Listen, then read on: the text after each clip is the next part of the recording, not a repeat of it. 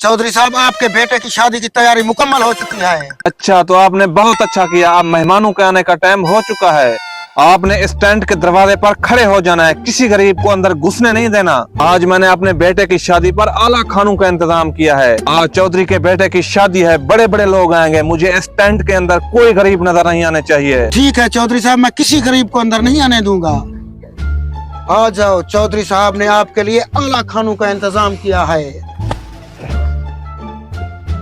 चाचू, आज चौधरी साहब के बेटे की शादी है, मैंने वहाँ पर गोश्त खाना है। नहीं बेटा, हम शादी पर नहीं जा सकते। चौधरी साहब ने हमें शादी पर नहीं बुलाया। चौधरी साहब के बेटे की शादी पर बहुत अमीर लोग आए हुए हैं, वहाँ हमारी जगह नहीं है, हम नहीं जा सकते। नहीं नहीं, मुझे आज गोश्त खाना है, मैंने आज तक गोश्त नहीं खाया। अरे बेवकूफ, ये क्या कर रहे हो? चौधरी साहब ने बुलाया तो नहीं, चलो फिर भी चलते हैं। अरे रुक जाओ गरीब कहीं के, चौधरी साहब ने आपके लिए सख्त ऑर्डर किया है। कोई गरीब अंदर नहीं जा सकता। आ जाते हो मुंह लटका के। नहीं चाचू, आज मैंने गोश्त खाना है। नहीं बेटा, गोश्त हम गरीबों के नसीब में नहीं है। आ जाओ।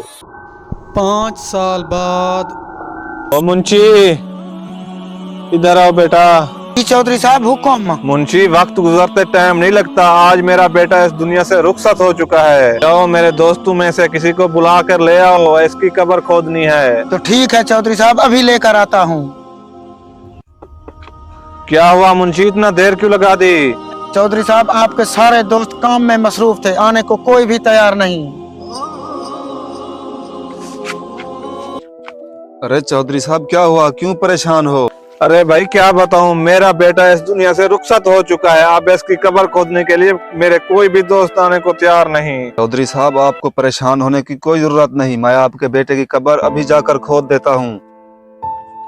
देखा मुंशी, उस वक्त मेरे बेटे की शादी पर हजारों लोग आए। वो सब मेरे दोस्त थे। मुश्किल की इस घड़ी में एक भी काम नहीं आया। उस दिन जिसको हमने गरीब समझकर शादी पर खाना नहीं खाने दिया, वही आज हमारे काम आया।